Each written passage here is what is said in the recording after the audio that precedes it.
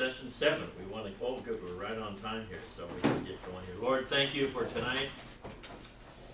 Thank you, Lord, you give us the privilege. What a great country we're in. And may not be perfect, but Lord, compared to so many other countries, we are in one fabulous country. So thank you for tonight that we have the freedom that we can study and look at the language that you use to give us the scriptures, your word to us in the New Testament. And Lord, help us to understand it better so that we can understand you better. And not only understand you better, but it can make more of an impact on our lives and also on the people to whom we associate, whether it's family or a class or work or whatever it is. So help us tonight, Lord, as we look into this. Just stretch our minds a little bit so that we'll understand more of your the language that you use. We ask this in Christ's name. Amen. All right, let's do a little review here, just for fun. Grapho. That means you, please repeat. Grapho. I write. Let me start this over. Grapho, I write. Grapho, I write. Now we're cooking. Didasco, I teach. Didasco, I teach. Lambano, I take. Lambano, I take. Luo, I loose, I destroy. Luo, I loose, I destroy. Anthropos, ha, a man. Anthropos, ha, a man. What's the ha mean? A. The. Actually, it could be, yeah, the ha, that's the definite article. That's the masculine on that. Apostolos, ha, an apostle. Apostolos, ha, an apostle. Let's try that again. Apostolos. Apostolos. Apostolos. Apostolos. Doulos, ha, a slave, a servant. Doulos, ha, a slave, a servant. Logos, ha, a word. Logos, ha, a word.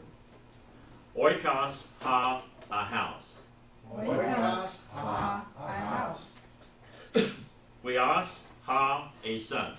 Huios, ha, a son. All right, English grammar. The boy hits the ball to the girl.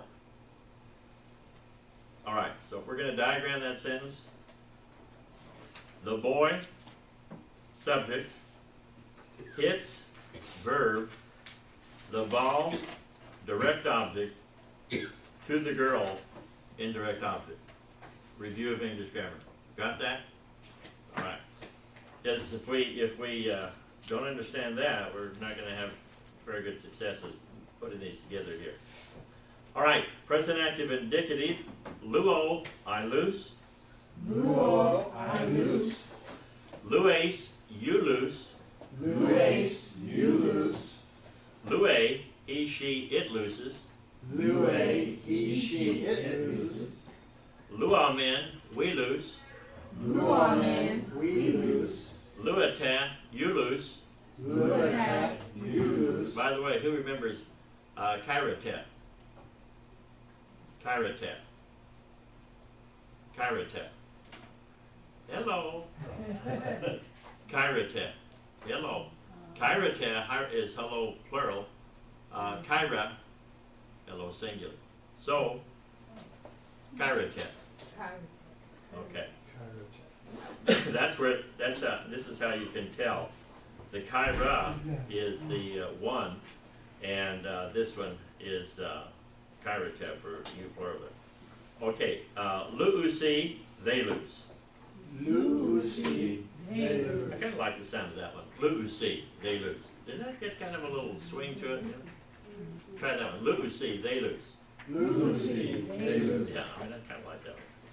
All right, for the noun inflection. And this is the one I redid to make it a little more clear and you're able to read it better. Remember, noun inflection, if the word is in the nominative, then it has to be what? Subject. If it's in genitive, and what's another word that helps us to understand possession? There we go. Dative. What's the difference between the dative and the accusative? One's a direct object, one's indirect. The That's- verb acts directly on the direct object. That's the difference. Once, if it's in the accusative, it's direct object. Remember again, regardless of where it is in, the phrase, it could be quite a difference, but it does not have to be the order that we normally think of. Anthropos, a man. Anthropos, All right. You didn't mention the vocative. Vocative, direct address. Like if I say Kathy, talking to you, direct address. That's what we're talking about, direct address. Okay, so let's go. Nominative, anthropos, a man. Anthropos, a man. Anthropos, Hello. Oh, would you take those sheets, please, Dan? Thank you. Okay, anthropo, of a man. Anthropo, of a man. Anthropo, to a man or for a man. Anthropo, to a man, for a man. Anthropon, a man. Anthropon, a man. So that's the difference. If it's anthropon, then that would be what part of speech? If it's anthropon, what part of speech? It would be a noun, and also to diagram it, what is it? Direct object. Direct object. If it's anthropo, then it's going to be what part of the sentence? Indirect. That's the boy, excuse me, the boy hits the, what did I say, the boy hits the girl to a boy, or whatever it was. Anyway, it's the two. The two is the, that's the key. The boy hits the girl too. Two, yeah. Okay, anthropath, a man, Anthropath. and that's direct address, as if we're saying, man, please do this, direct address it. All right, and so then it goes over to the plural, anthropoi, men. Anthropoi, man. Take it, Jennifer. Take it, Kathy, What?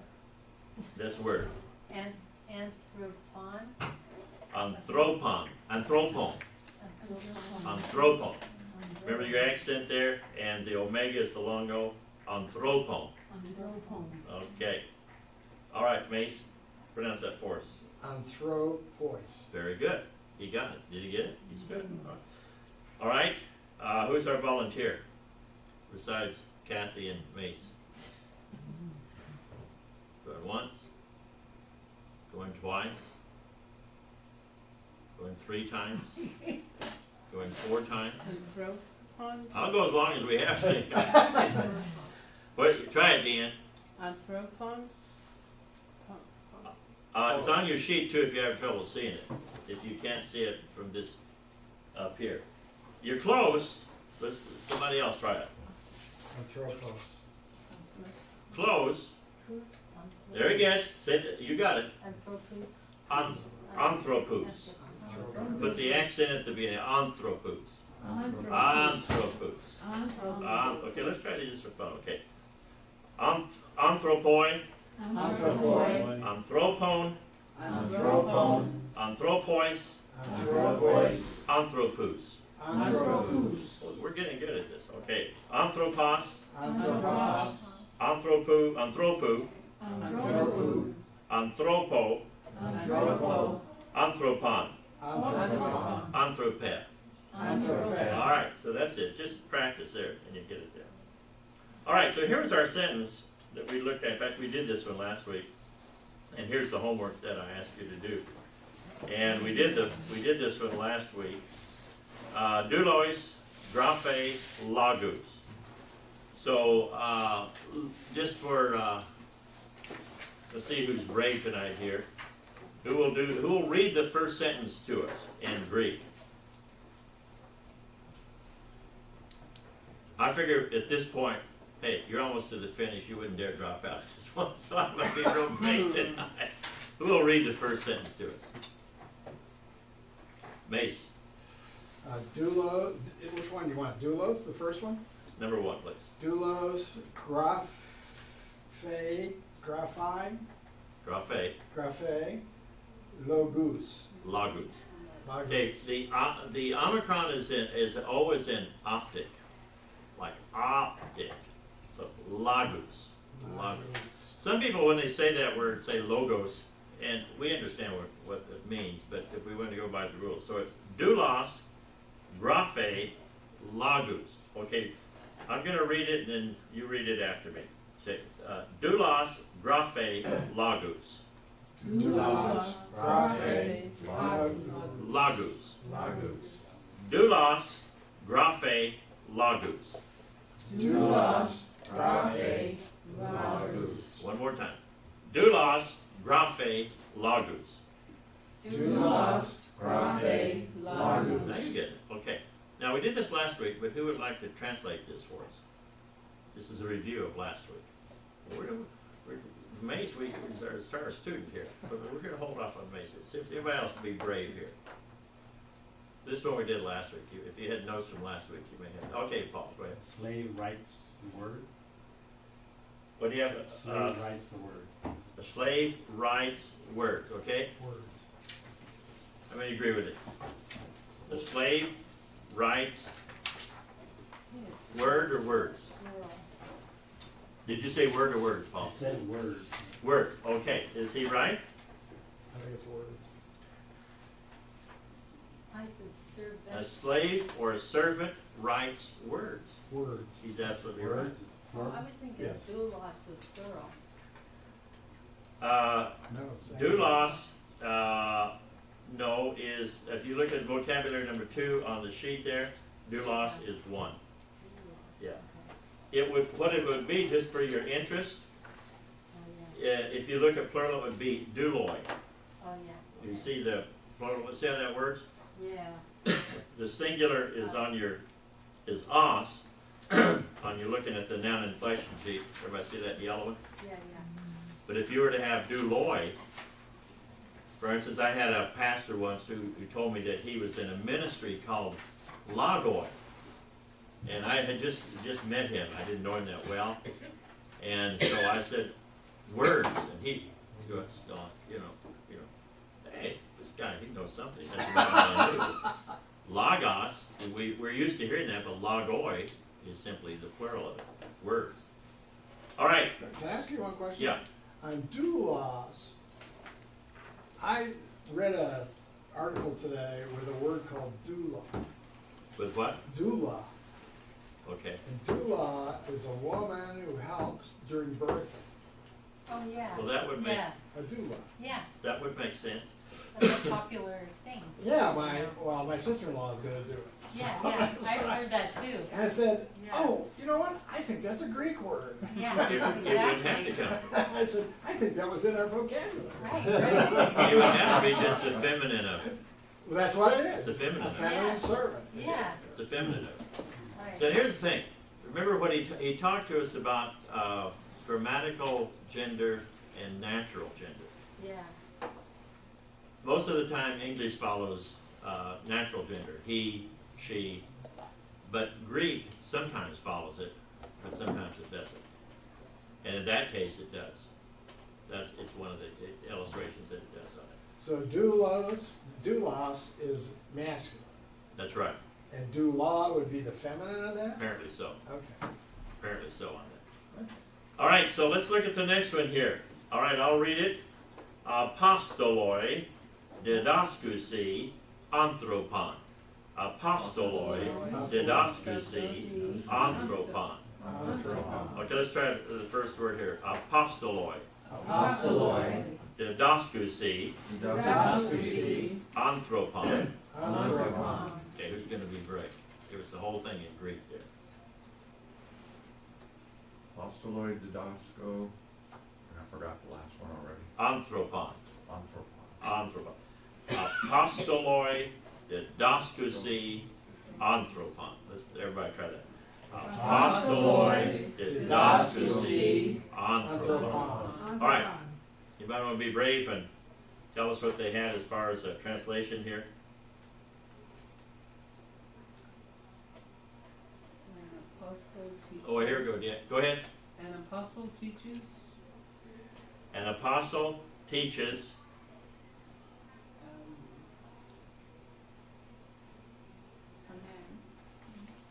Men. I guess if it's Okay, I heard that. All right, so first of all, let's look at this. Thank you, Deanne. You had an apostle. Okay, an apostle. Are we in agreement? Plural. Apostle. That's okay. Plural. It's plural, so it wouldn't be an apostle, it'd be apostles. How do we know? Because we look here, and again, that's Greek. They inflect it for singular, and they inflect it differently for plural. Okay, didascosy, how did you translate that, Deanne? Teach? Teach. Okay, Teaches. all right. But it's And, okay, and is that, didascosy, is that singular or plural? plural. Plural, right. Because we look at this, under our little chart there, present, active, indicative, and it is definitely the plural. They lose there. So we know, okay, apostles teach, and how'd you translate this one, Deanne? Anthropon? I didn't know that. Okay. Somebody help her? A man. And we know that from, we look at our little noun inflection, and the Omicron nu indicates Accusative, singular. accusative, and what's accusative?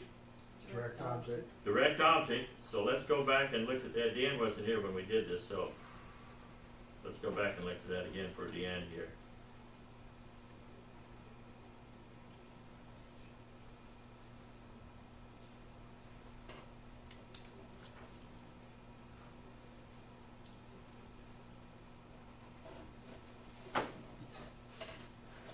Where did I have that? I lost it.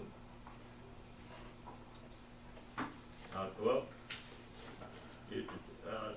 I don't know where it went here. All right, we'll come back to It's that. on your noun inflection one right there, the yellow one. Yeah, I thought it was Is the there. nominative subject? No, it's not that one. I was gonna show it the other. All right, well, we'll find it later. All right. All right, so that's our first one. Okay, here's our second one. Apostles teach a man. All right, let's go to the third one here. Apostoloi luusi doulos. Apostoloi luusi doulos. So let's take this. All right, apostoloi. Apostles. All right, so what apostoloi? What's that going to be? Apostles. Apostle, Jennifer, or apostles? Singular, plural. The first, apostles. Is it going to be singular, apostle, or is it singular or plural? It's plural or something. It is. We look at the yellow sheet there, and on the yellow sheet, if we have the ending omicron iota, that means plural. Everybody got that? But if it were omicron sigma, it would be what? If it were omicron sigma in these last two letters here, Singular. she's right. Do we understand that? If it's omicron, because it's right on that inflection list there for the nouns, the yellow one. That's how you can tell the difference. All right. Now, what case is this in? Apostoloi. What case is it? Look at your yellow sheet. What case is it? Nominative. Do we see that? They're right. Because it's the omicron iota, so it's nominative. So this word has to be the subject. Now, it doesn't have to be the first word. In English, it would have to be the first word because we're word order all the way. But Greek, that's word order is secondary. All right, so we have here nominative, plural, so we know that's the subject. So we know it's apostles. Luusi is what? Lose or destroy. Loose, or to destroy. And is that plural or singular? Do we see that, everybody? It's plural? What would it be if it were singular? I think I heard, who said that? Jane, did you say that? Plural. If it was apostles plural, loose, it would be, we know what it is, luusi, but if it were single, like an apostle, it would be like one, it would be what? Louis. You see where Mace gets at? On this one here, Lucy is the ending for plural, but the A, just the epsilon iota, that would be singular. That's on the verb. All right, doulos. Doulos. Apostoloi luusi doulos. All right, so what do we have? Da-da-da-dum. Excitement builds. Excitement builds. Excitement builds. All right. You got it? Apostles, they free the slaves. Apostles free the slaves, or the servants. Or the servants. That's what Kathy says. Apostles free or loose the slaves. How many would agree with Kathy? Plural? Slave? The slaves, plural. How many would have something else? All right. Servants. That would be fine. I had apostles to loose servants. Slave or servant. Remember, he said that this is one of those words that's very difficult to translate into English, and that's why sometimes you see slave, sometimes you see servant. All right, let's go to the next one here. Lambanusi, Weoi, Oikus. Lambanusi, Weoi, Oikus. That's got a really kind of a different sound, doesn't it? Lambanusi, Weoi, Oikus. Okay, you would be brave. Read that on your own here.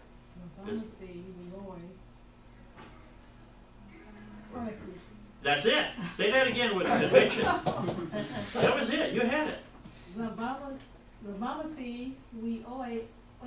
That's it. Give her a hand. Give the woman a hand. That's courage. That's courage. That's good. That's good. Just got over. That's good. All right. Lambanusi, Weoi, Oikus. All right. This is the first word. Is that the subject? First word? No. That's the subject? Now, we would expect that in English, wouldn't we? Yes. We would expect the first word, because remember, word order is how we tell, what we're emphasizing, and makes a big difference. But this is a verb, and that's not the subject here.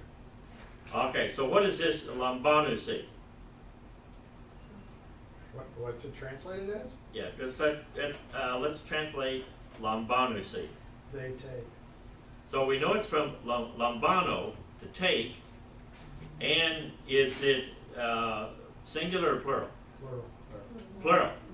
Does anybody not see that? Are we getting it? If you're not following that, please let us know now, because we will help you get it so you can get it. You see it? Everybody got it? Because don't feel shy, because there are things certainly you know that we don't know. We're here to help each other. All right, weoi. Sons. Weoi. Noun or verb? That's a noun. All right, so if noun, we go over to our little noun inflection sheet, right? The yellow one? Okay, so we know it's a noun, so we're going to look at that one. All right, what case is weoi? Nominative, Plural. subject, genitive, possession, dative, indirect, accusative, direct. Which case is it? Nominative, so that is what then? The subject. If it's nominative, it's the subject. So we found our subject. We know this is our subject. Now in English, we'd expect that to be the first word, not in Greek. And this happens a lot. And they'll oftentimes put the verb here and the subject afterwards. So this is very common in Greek. All right, so we know, and that weos is singular or plural? The weoi here. Weoi is plural. Yeah, I was just wondering, so when they speak it, they speak like that too? that's what they speak. They say the verb first and then. They'll say it just like this, just like Just the like that. Yeah. Absolutely. That's it. Okay. Yeah, that's it. It's like a whole different way of It's thinking, yeah, because we're conditioned, you know, the first word's the subject, okay. But in Greek, they'll tell you what happens, and then say, oh, this, you know, this is who did it. Yeah. So that's what's happening here. Okay. All right, so, and then oikus, what case is that? Accusative. Accusative. Accusative? Anybody else? Oh, wait, no. It's No, okay. To the house would be dative. Oikus. So you're saying that's dative then? Yeah. All right, let's take a vote. Is oikus dative or accusative?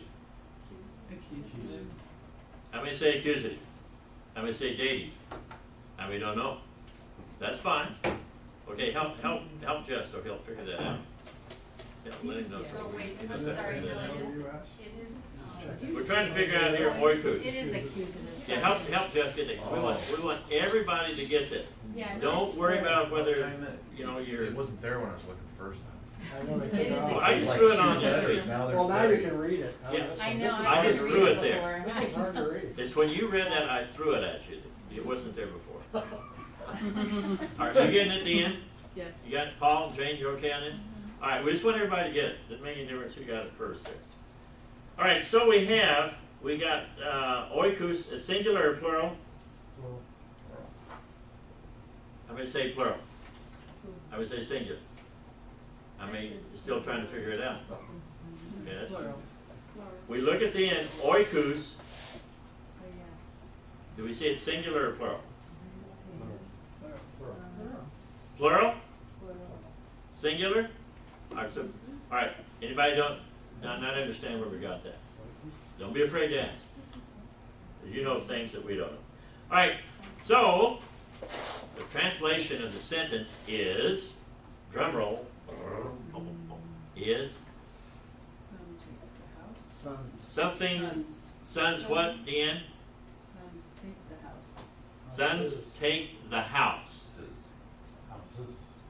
Sons take the houses. Sons What take- do you decide on? We're helping you, Dan. What's your you got some help here. What'd you finalize with? Plural. So, yeah, so give us the sentence again. Translate it, please. Sons take the houses. All right. Sons take the houses. How many agree with it? All right. That's almost right. It's almost right. You're close. Okay. It's almost right. She said sons take the houses. There's no- The sons or? Sons It's not. Sons take Sons the take house. houses. Now you got it. Say it again. Sons take the house. Almost. But there's no definite article in it. Sons take Sons take houses. houses. Take house. Sons take houses. Ah, There's no definite article right, there. right. Sons take houses. Now, let me show you this one here in our good old friend here, love John 3:16. Now, you're getting an idea on this, how this works. So when we look again here at the interlinear of John 3:16, which we're very familiar with, as we look here at the inflected line, just looking at that top line here, just look at this phrase right here. Forget the rest of the sentence. Don't forget that. But just this first phrase. What's your subject? God. Theos. How do you know? It's a noun, it's nominative, Nominative. masculine, singular. It tells you here, but also down here is the lexical form, and we know that's always in the nominative singular. So here again, I mean, this is a good example. It's the subject, and we know because it's in nominative. In fact, it here tells us here, nominative case. But again, it's after the verb. That's the way they do it. We're so used to "for God so loved the world" because that's the correct translation of it. But in Greek, this is the way they do it. Now, here's the definite article "the," and they do that a lot with names. So if you had like, you know, Jennifer, if we showed them this last week, it might be "Hey Jennifer." Anybody brave? Anybody brave? We're going once. Should we let Mace do it? No? You gonna let Mace do it? We may have to do something for him. I'm not sure what. I'll give him a free book. It's not gonna be good. It won't be, It's not gonna be it good, will I not know be that. good. That's a given. That's a given. Now, if we're a real Christian, we'd say, hallelujah, we got a smart brother here. But we haven't arrived at that point yet. We'll think of something. What was it? On television, did I see the newscaster get ice water on them for doing something? Oh, yeah. Yeah, you saw that? Okay. Yeah. They're All right. doing that. Graphes, logon, apostolo, apostolo,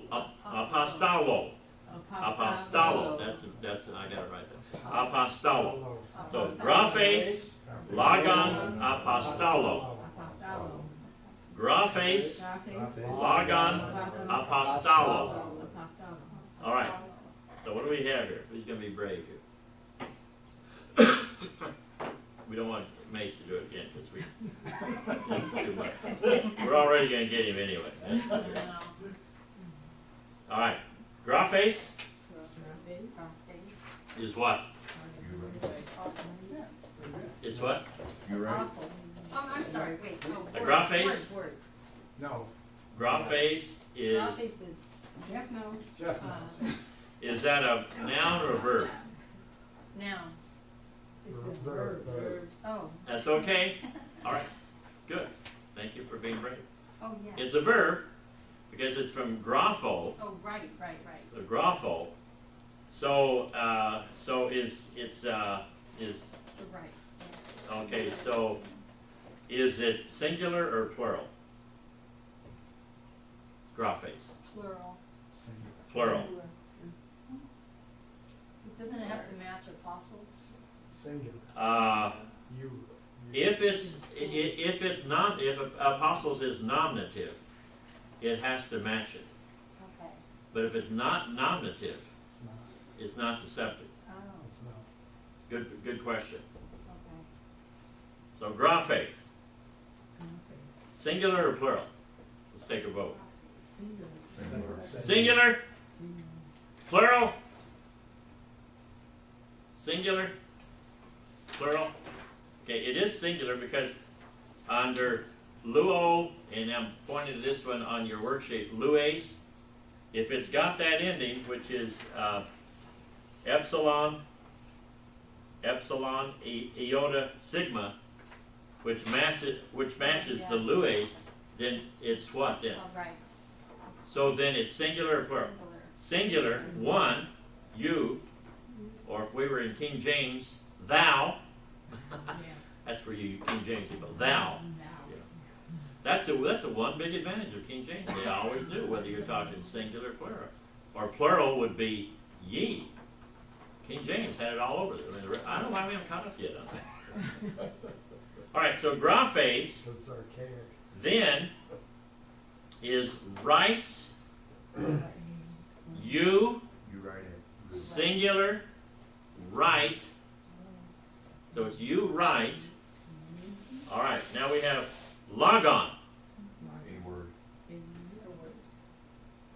And why is that? And I agree with you, Jeff. Why is that? What case is it in? What case is logos in? You're right. You mean log on, right? Yeah, what case is logon in? Oh, I see, it's the. Okay. What case? Look at your green. Help him out there. Must be gender. No? Help him out, May, so he's got it. It's O-N. Remember, look at the ending here. Yeah. Omicron nu. Accusative. Accusative, which makes it in the diagram of the sentence in what part of the sentence? Huh? Direct object. All right. So you singular write word. You write a word. Now we have apostolo. Apostolo. Apostolo. So that's just singular, right? Right? Apostolo, we know it's singular, because we're looking at the ending again. We're looking at the ending, apostolo, and the omega on the ending matches singular what? Data. Right. Dative. And dative is what part of the sentence as we diagram it? The boy hits the ball to the girl. What part of the sentence? Is it the direct object or the indirect object? Indirect object. There we go. So, let's put it all together. So, what is it? You write a word for a apostle. To an apostle. You write a word To for an apostle or to an apostle. Either way. Okay. Yeah. Got it? You write a word to an apostle or for an apostle. And if you read the chapter, or is that next week? Maybe next week. Anyway, if you read the chapter, whether it's to or for, again, what's it depend on? Context. That's what they do. Almost all this stuff. You know. All right. So if you've got that, if you have this comprehension, you say, okay, I think I got a better idea how this Greek stuff works. That's the way it all works, and they do that all the time. So I'm really glad that we're able to do that. So here we go. Looking at this, John 3:16 again. This is a word that we talked about earlier that meant in this way. And normally we think of that, for God so loved the world. We normally think of that, He loved it so much. And I guess that's true in one sense, that He gave His only begotten Son. But How do you pronounce that? this one is hutos. Hutos. Not O, hutos, or Now this is a rough reading. Hutos. just hutos? Hutos. Okay. Yeah, it'd be hutos. click on the little speaker. Yeah, okay. This should be huto if we're right. Huto or Hutos. There we go. I was looking at the translator, The inflection part, or no, right below that, it said O-H-E. oh, huta. Oh, huto, well, that's a long O sign, Oh, that little okay. bar over the top, hutos. Yeah, that's always, Huto or Hutos. in the interlinear it has that too, so that's the good thing about it. All right, so here we have the idea in this way. So he's going to tell us what way. Well, the fact that He gave His Son. So it's not so much degree, although that's included, but the idea in this way you're showing your love. I guess we could use that and to say if we use that in this way, we love our family. I'm going to feed my family in this way. I'm going to do something for them. You know, I'm going to go to work, or pay bills, or be patient, or whatever it is. Are you on Bible Hub, or are you on? This actually is software. This is in my own software okay. program. Okay. This is the best because it's got it very clear and so forth. It's easier to follow this, but not free, unfortunately. Right. But I love it though because it's so easy That's to do. great that they have the pronunciation. Yeah, well the interlinears do too. Oh. If you haven't done the interlinears, get on the interlinears, either Bible Hub or Blue Letter Bible. They both have the pronunciation. So get on that if you haven't already. Oh, I didn't notice that. Yeah, they do have it. Okay. All right, so here again we have agape sen for love, and that's the aorist active indicative. And again, we know that's third person. So if we look at this, well, this for aorist it changes. So you can't use this form. You can't use this sheet for aorist. That's what drives you nuts when you take traditional Greek, because you go to aorist, and got a bunch of new endings. If you go to passive, got a bunch of new endings. Go to future, got 6 new endings. You go to future passive, 6 more new endings. That's why you go crazy in the first year of traditional Greek. I mean, I just sweat through that whole thing. And I remember distinctly, I said, I'm really going to get with it the final of the second semester of the first year. And I thought, Bob, it's driving me nuts. So about a week before the final, I remember I was in our little apartment and I put my head down and I thought, you are not going to get up until you learn this stuff cold for the final. And I had just started. I mean, it didn't seem like more than about 3 minutes. And my wife said, Bob, honey, my water broke. That took care of that final. And I tell you, I had other priorities. I couldn't be focusing on that. We ended up, and that was a big event, a very big event there in the hospital. All right, but we can see it here. This is in the nominative, so we know that's the subject, God. And we know this is over here, is in the accusative, which means it's the, what part of the sentence? It's a direct object. So, again, we have, for God so loved the world. And then you go on to the next clause here. All right, this is good. All right, so if you've got this, this is really very, very, I mean, you're going a long way to really understanding what's going on here. All right, this is what I asked you to read. And so, did anybody do any of these, look at any of these verses? I did one.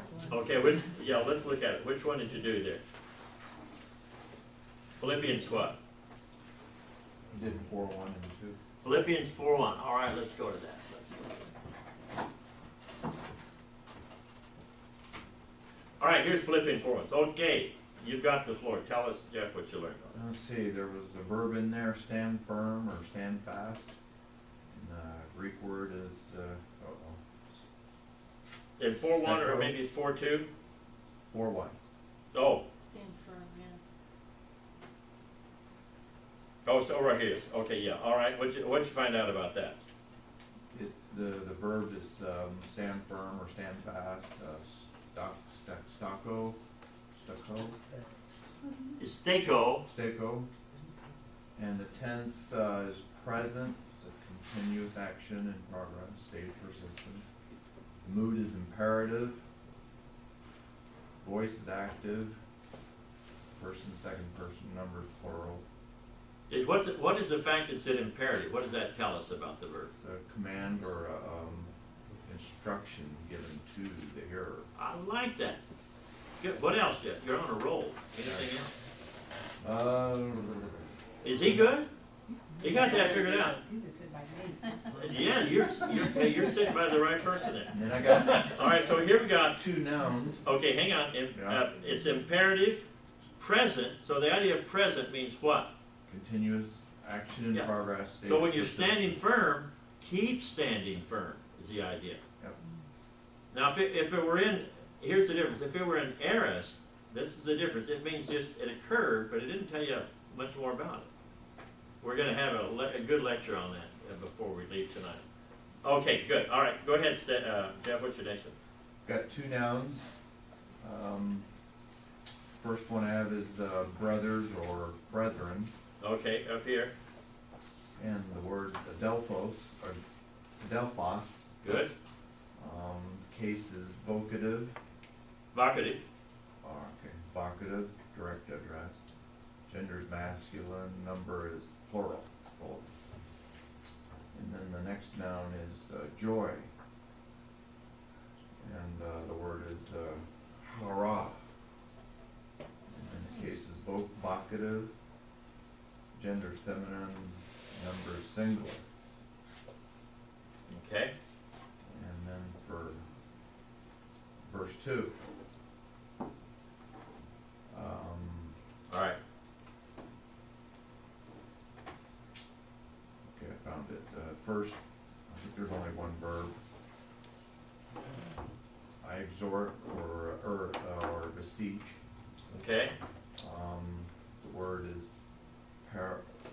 parakaleo. Parakaleo. Parakaleo. Parakaleo. I'll say it. Everybody say it. Parakaleo. Parakaleo. Parakaleo. Parakaleo. Okay. Go ahead.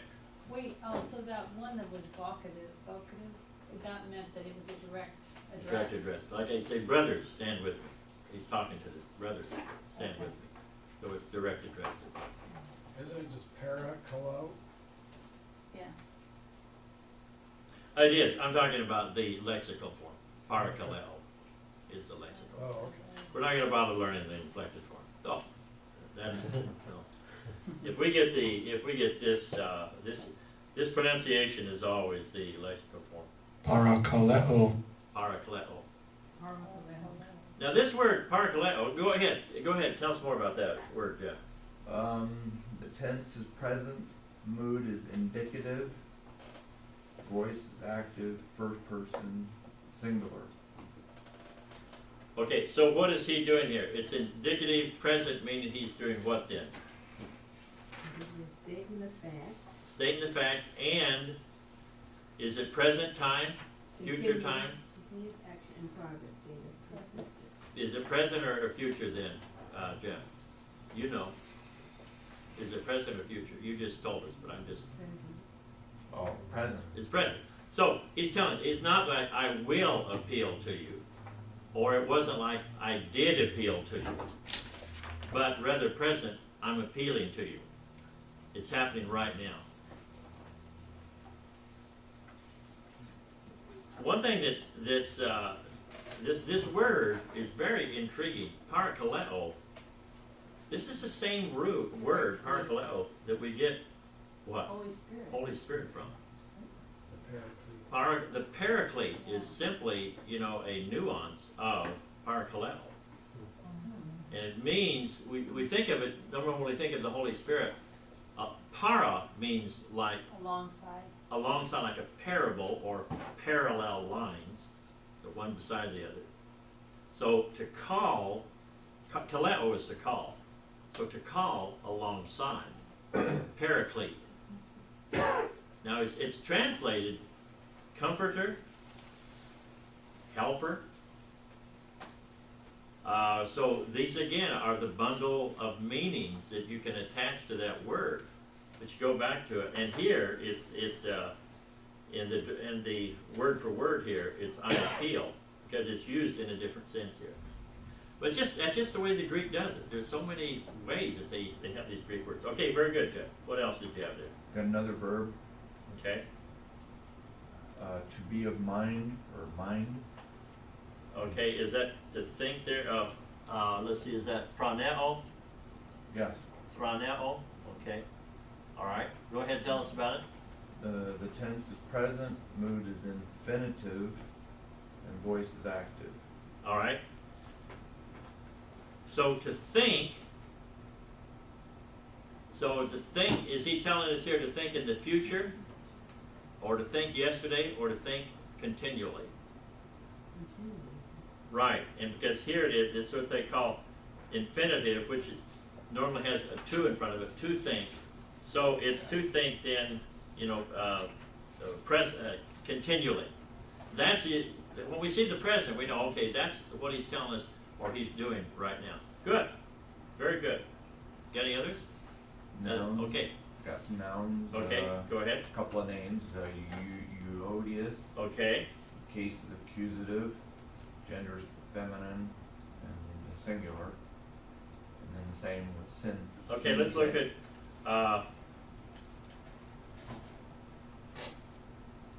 Euodia. It's like Euodia. Let's see if they say. Euodia. Accent on the last syllable, Euodia. Okay, so it's in accusative, so what part of the sentence is that going to be then? It's an accusative, so that means it's direct object. So he is appealing to Euodia, and it's like her buddy here, Sintuke. No, Untuke. Let's see how it like Untuke. Suntuche.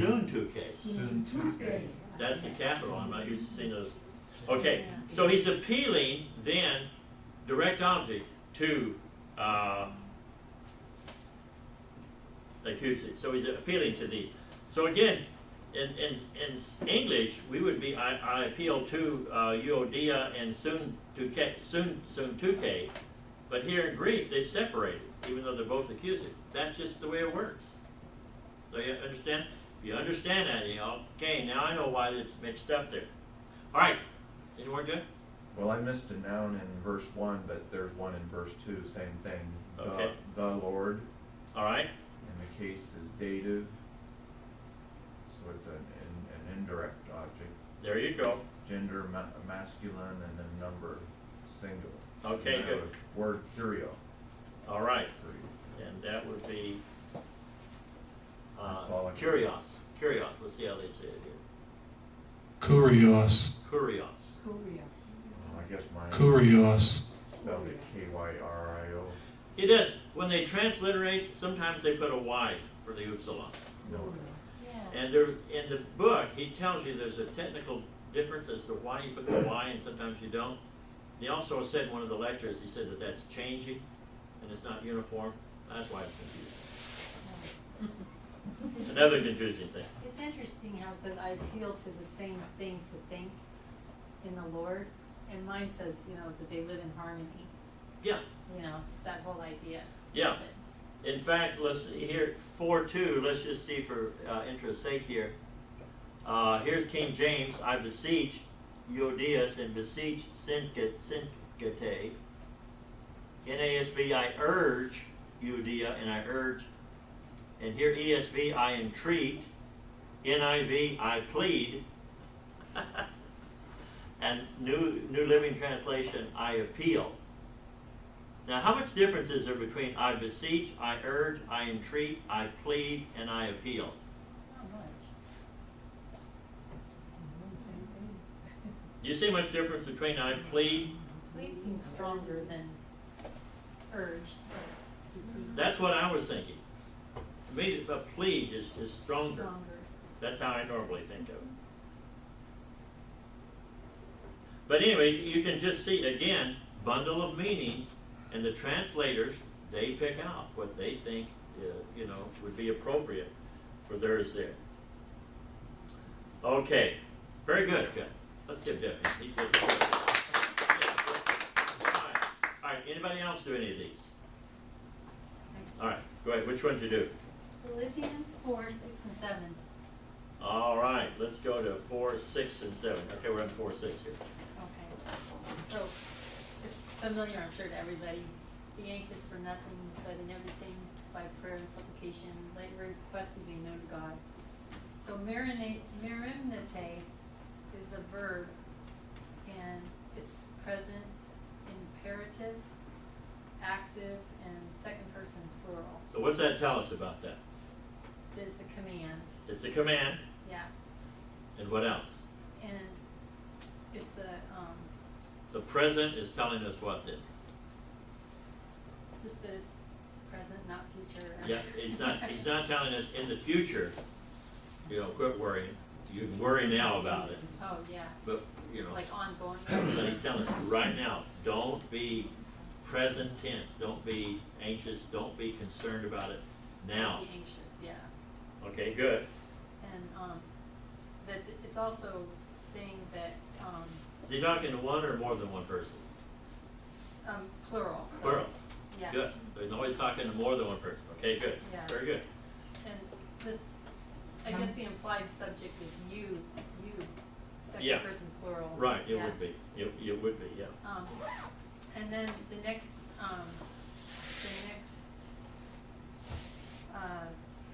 prosuke is prayer, but in everything by prayer and supplication. Mm-hmm. So prayer, is the dative form,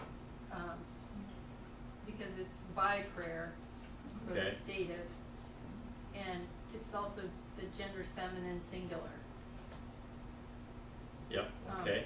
And then, the next one is supplication, decide. Oh, okay. Decide. All right, over here, yeah. Supplication is a noun, and it's, dative also. Well, dative, both of them are dative. Okay. The prayer and supplication. All right. And its supplication is specifically a part of prayer, you know, it's, Okay. you know, one specific kind of prayer. Anyway, and then with thanksgiving, Eucharistias is thanksgiving. It's a noun and it's accusative. So, it's, with thanksgiving is the direct object. Okay. and. I think you're right on that. What, let's check it. Eucharistia, Eucharistia. You got it there. Pretty close there. Eucharistia. Eucharistia, Pretty close. Okay, Or good. you're not supposed to say the S on the end? Well, this gives the lexical pronunciation. Oh, okay. It won't Okay. give the inflected. Okay, It always gives the oh, lexical. right, form. right. It doesn't do it for the inflection. So, yeah, so it's accusative, and then the request, is atomata. It's, nominative, so the requests are the subject of the sentence. And it's a neutral gender and it's plural.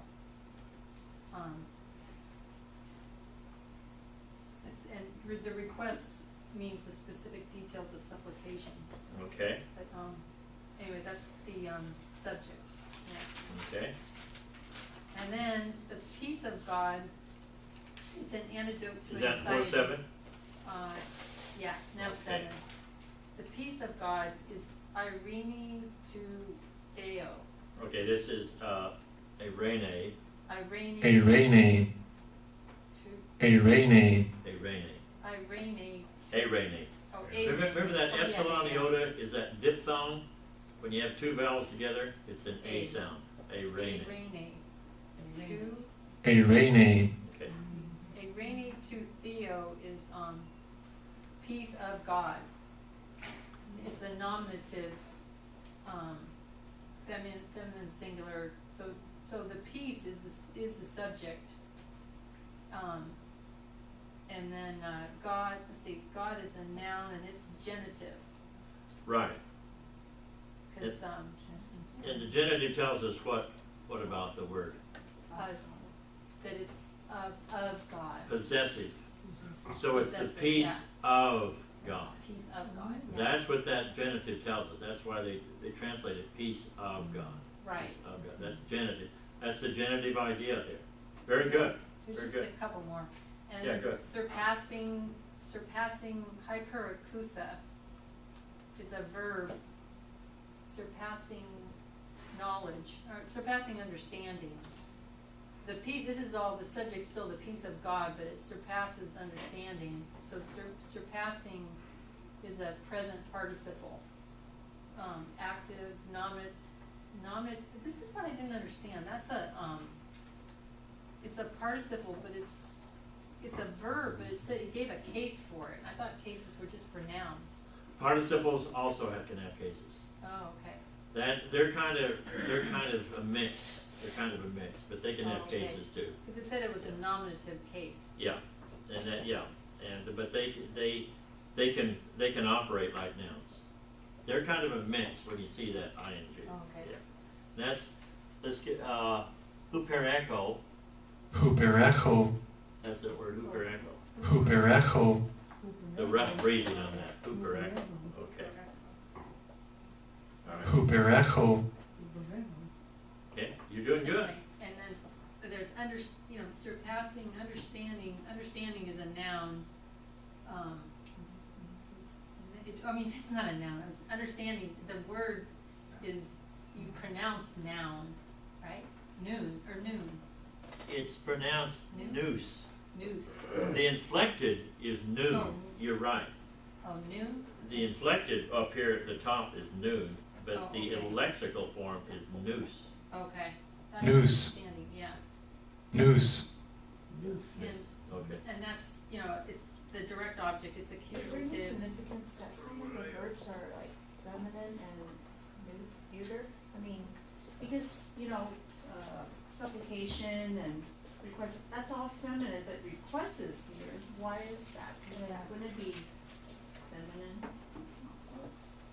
The request, okay, which one is it there? Verse 6, I think. Okay, verse 6, let's go back to verse 6 here. Seems like, The request here, Yeah, atomata. okay, it's neuter.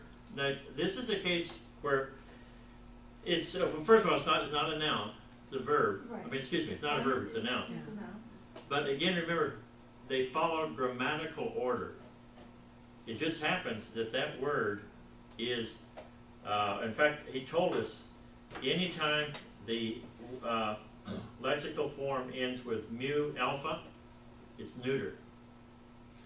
Remember last week we looked at pneuma, pneuma, for spirit, pneuma, and we talked about that. And that is grammatically neuter.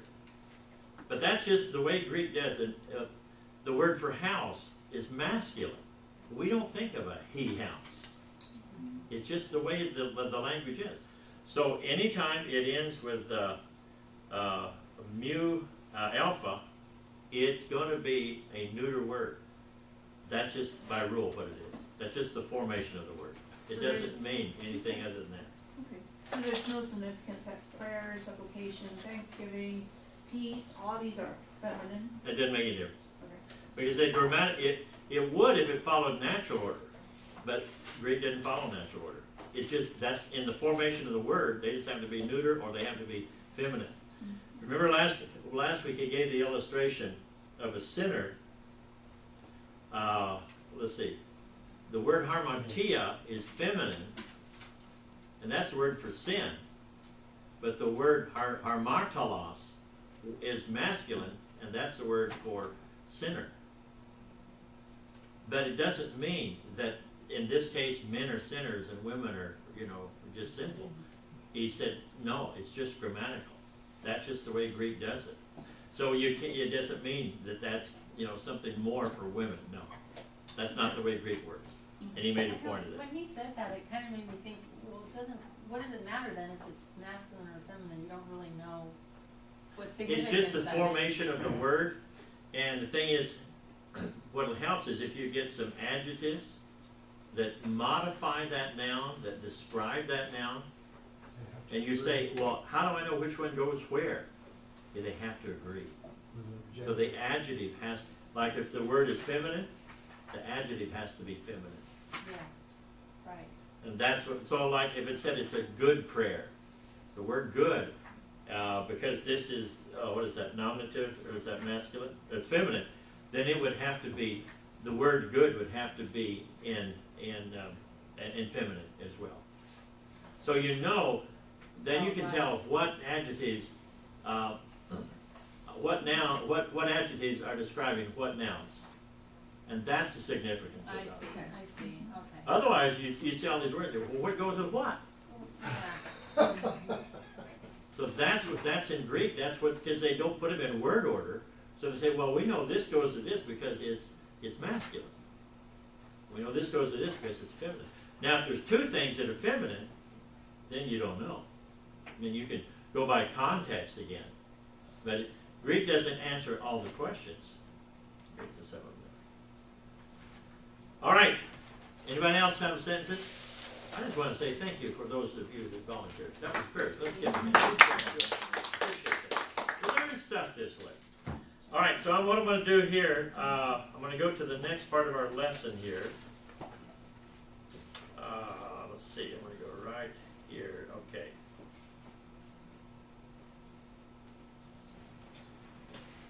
Okay, let's see what we got. I want to get into this because this is so good here. All right, this is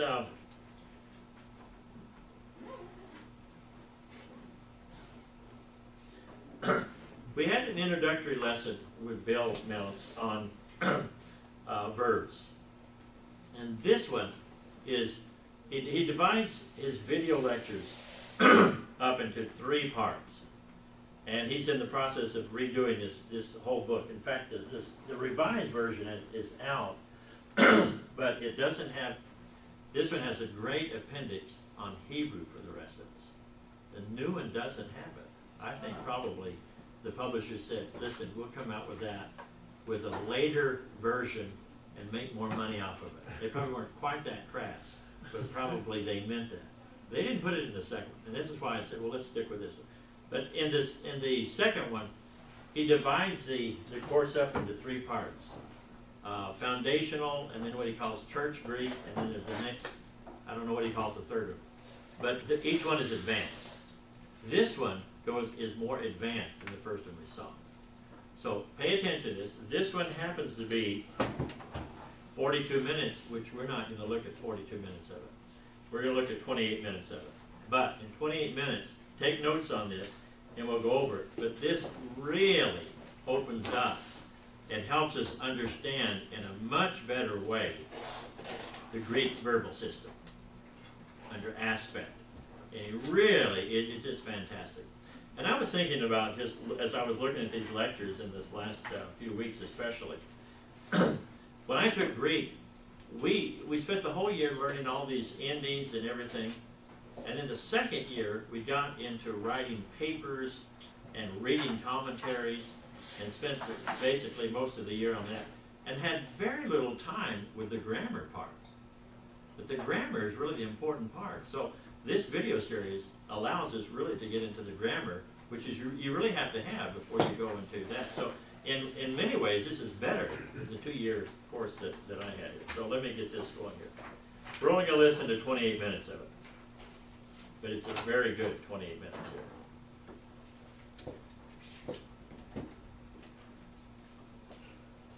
Do we need a timer? No, just let me know on that. Oh, sorry. Oh, thanks. We're at 22 minutes. Okay. All right. I'll restart it. Yeah. Thanks for telling us, Vimeo. Appreciate that. A little sarcasm there. You did not restart it.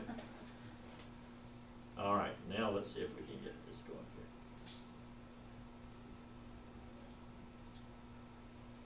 Don't give us a bad time now.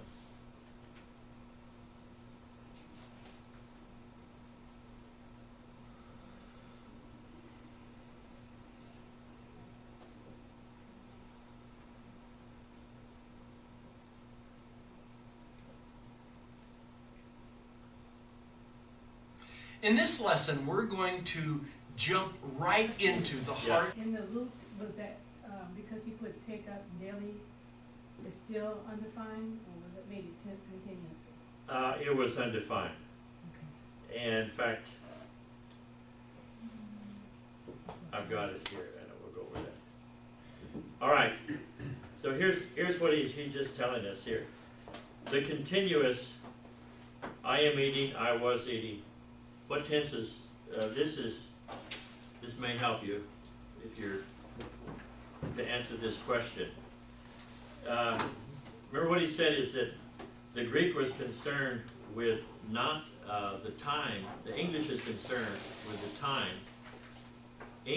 Greek is concerned with what kind of action. When we look at verbs, we want past, present, or future. I mean, from our very beginning in grammar school, past, present, future, past, present, future. That's what we're into. But Greeks, they want to communicate, well, what kind of action was it? It could include past, present, or future, but the main thing is, well, what kind of action is it?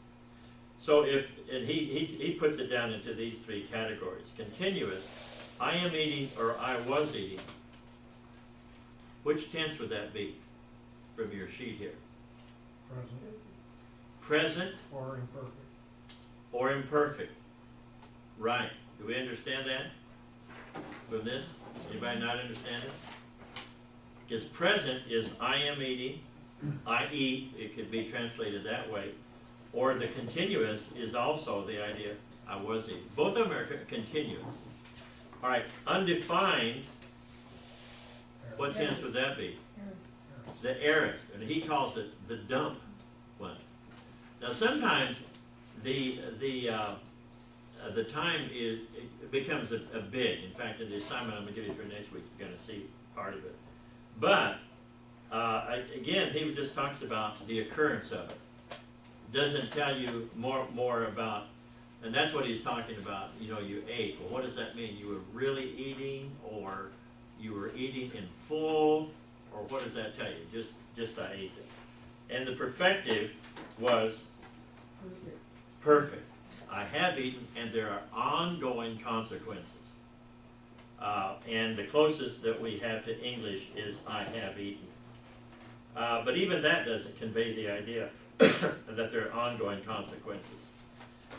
All 3 give us what he calls the portrayal of reality. And so as we're communicating in language, all 3 of these, continuous, undefined, and perfective, could be used to talk about yesterday's lunch, to use his illustration. So it depends on what the Greeks want to do. All right, so here we have the imperfect. He was teaching. All right, and so the idea was that there was a process going on. It was continuing here. With this one, this illustration here, as I urged you when I went into Macedonia. Here, it was just the idea of something happened, but it's not particular in more detail. I don't think, wait a minute, let's see here. Let me get another one here. Let me find out, where's the one I had here? Yeah, here's the one here. This is the one he gave here. This is one in Mark there. If anyone come after me and let him deny himself and take up. There was the heiress. So here he's just bringing out that, okay, it was an occurrence. You take up the cross, but he doesn't give, it's not any more detail than it occurred. Okay, you take up your cross. Okay, heiress, you need to do that. All right, but here in the parallel passage in Luke, if anyone would come after me, let him deny himself and take up again, the heiress is used. But this phrase here tells us that it's a daily thing. Let him take up his cross daily and follow me. So here it is, the heiress, it was just, as he calls it, just the plain vanilla. But he goes on to use it here, to use this phrase here, to tell us more about what's happening. So that's what he's talking about here when he talks about this the kind of action that he has on that. Okay, let me go. What about future then? The future, that would be a time thing. Now that one is time. Right, oh, okay. That would be a time. There's no question about That that. wouldn't fit into those. That wouldn't. It may be continuous future in that sense. They might have that. But you're right. That is definitely a time factor there. Okay, there's one other thing I want to show you here. Let's see what time we got here. We've got a couple more minutes here.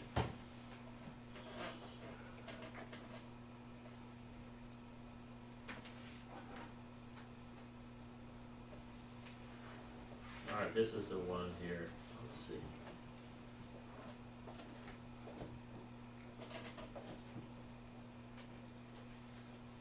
Yeah, this is, the water is falling, present. The water fell. What tense would that be if we were to put that in Greek? Any, Eris? They just fell. There we go. That's the idea. It just fell. Doesn't tell us it was falling. It just, and occurred, it fell. So that's why they talk about the aorist as undefined. Like, okay, it occurred. Now, here's the thing, that when you have the aorist in the indicative, it almost always means past. And that's why, in fact, in the beginning lecture, he said it was past. But then as he gets into it, he says, well, it's not always past. And that's part of the challenge, or he calls the fun of Greek. I like that word. All right, so that's the aorist. Okay, what about this one? The water has fallen, and I got wet. It was spectacular. Which of the tenses would you use to explain something like that? Perfective. Something that occurred, but there's ongoing consequences. So when we see that kind of gives us an idea, like, okay, I got an idea what we're talking about here. All right, so we have this one here. Let me see what else. Okay. All right, let me go to this one here. Actually, we're not going to have time. We're going to have to wait for next week for invitation. My darling wife, in fact, some of you have met my darling wife. We're inviting you to a barbecue at our home. This, by the way, is my barbecue. This is not from Google Images. I just want to tell you, it's my barbecue with a professional chef, which was not me, but I took the picture. And so we want to invite you to our home the 28th of September, 3:30 p.m. Details to follow. And we would be honored for you to come to our home. And we've just been here on Sundays for about a year, but we have been active this year. I'm involved in a community group, which Dan knows about, on Tuesday night, so I'm inviting them as well. I'm a table leader in men's frat, so we're inviting them. And we've had 2 sessions. We had one session 6 weeks with the sacred marriage people, so we had some couples, we're inviting them. And then we had Love and Respect Marriage, so we had a session. So we're inviting CPCers that have somehow been connected with, so we would be honored to have you attend here. This would be great. All right, so that's coming up here. Now, let me go over the homework here I'm going to ask you to do for next week. Next week's our last week. So again, this course is an introduction, so hopefully you understand a little more about Greek, and hopefully you have some tools now where you can study on your own, and hopefully it just whets your appetite and you want to go further on. So for next week, read in our textbook here, chapter 29, how to read a commentary, very interesting. And then chapter 30, the history of the Bible and textual criticism.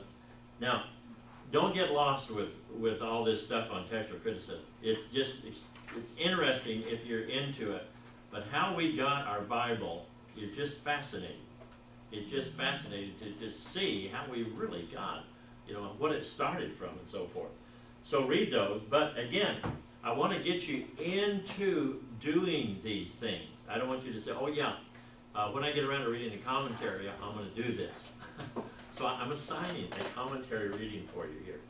All right, this is from eSword. eSword. In fact, the homework is on this sheet too, so you don't even have to write it down. It's on this sheet here. But if you have downloaded eSword, remember it's free, then be sure you download free the Barnes Commentary. The Barnes Commentary.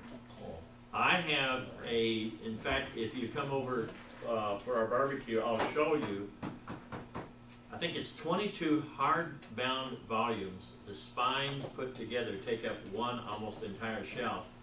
And I bought that, oh gosh, 40 years ago, something like that. And it's a lot of words in there. Well, Barnes was a great Presbyterian. There you go, Presbyterian. What else? What else? In fact, here's this picture there. This is when he was a young dude. He looks like a Presbyterian. Does he look Presbyterian there? Yeah. That's the Presbyterian look? That is. That's the Presbyterian look? Yeah, that's how they dress. There we go. All right, this is when he was young. He's not going to be allowed at CPC. Not preaching anyway. Oh, no. You'd have to at least take his shirt out. I mean, come on. So the old boy here died young. He was only 72. Now that's young, right? I know that. Says I'm 71, 72 is too young to die. I can tell you that right. All right. So anyway, this guy, my pastor, when I was going to school down in Southern California while I was going to seminary, he said, I talked to him about different books, and I said, yeah, I'm thinking of, I've really gotten a lot of value from Barnes. He's, buy it. He said, it's fantastic. So I did. I took his counsel. But now, on eSword, you get it free. Free. That's the word. Free. The operative word is free. eSword is free. And Barnes on it is free. Speaking my language. Yeah. Now, on eSword, you can buy some. And next week, when we go over commentaries, I'll tell you the ones that, if you're going to buy them, I would spend money on. In fact, I'm going to tell you the ones I've already spent money on. So I don't spend money unless I'm really, they're good.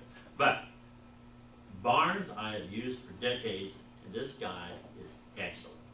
He would get up at 4 in the morning and do his Bible notes, and then after he did that for 3 or 4 hours, then he would do his pastoral duties.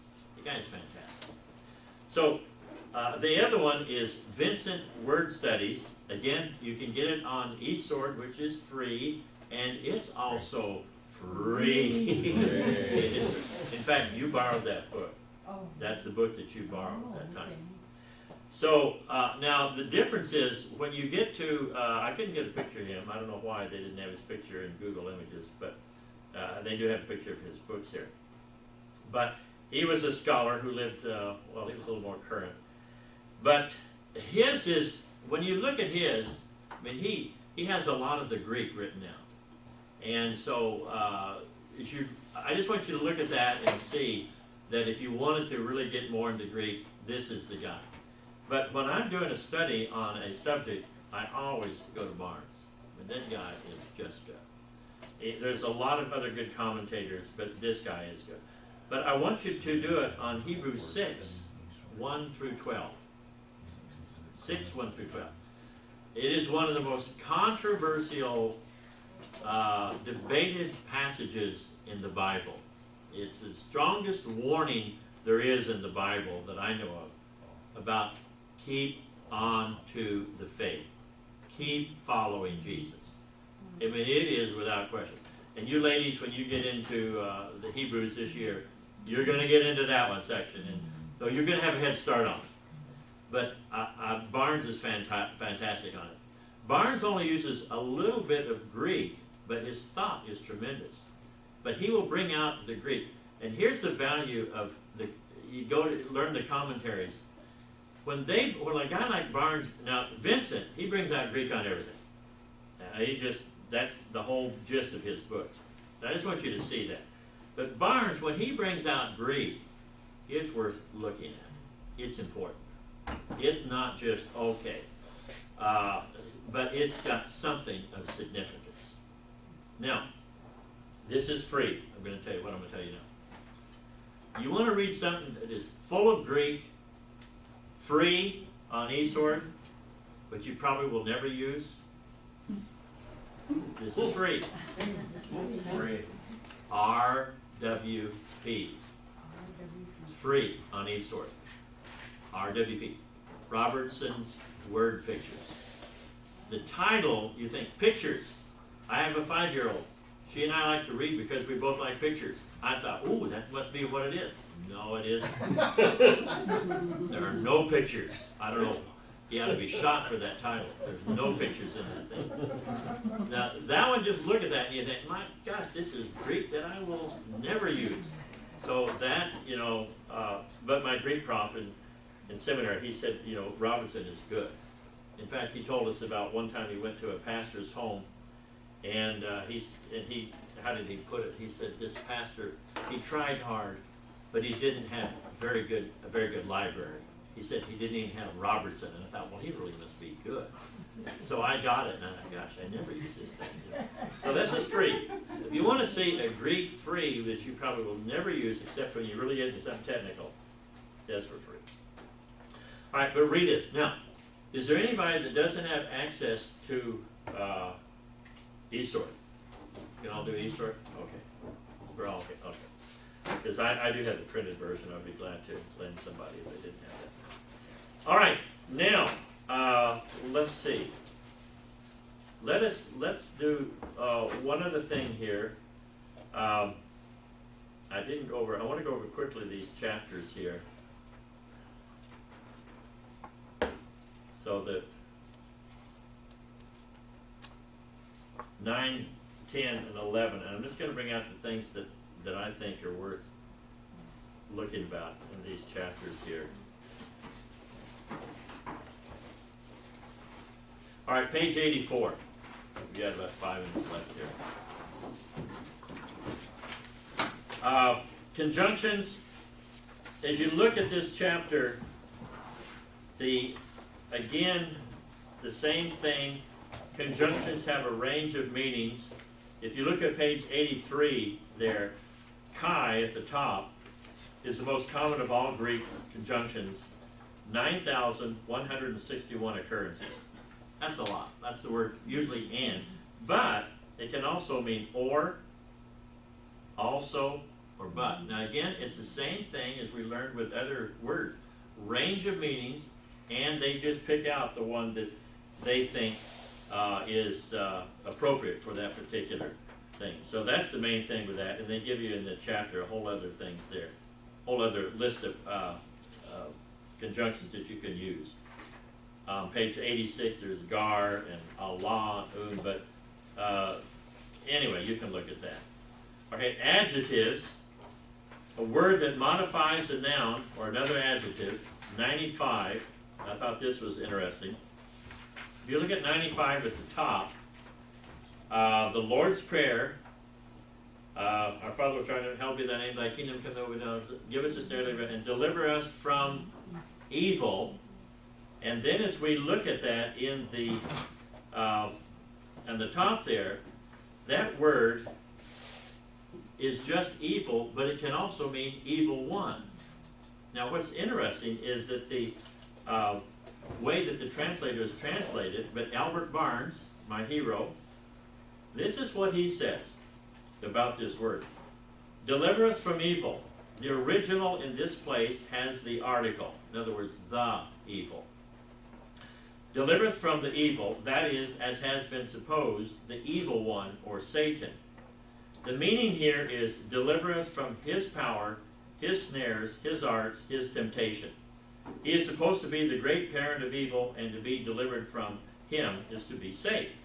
Or, this is Barnes, I like this, it may mean deliver us from the various evils and trials which beset us, the heavy and oppressive calamities into which we are continually liable to fall. Now, he basically shows us both ways that this could be. So let's go over this very quickly to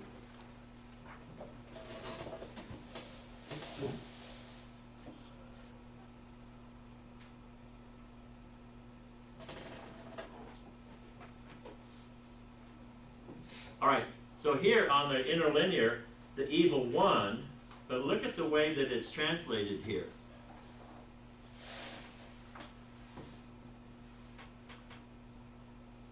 Here in King James, deliver us from evil, which is how probably most of us learned that. Here in New American Standard, deliver us from evil.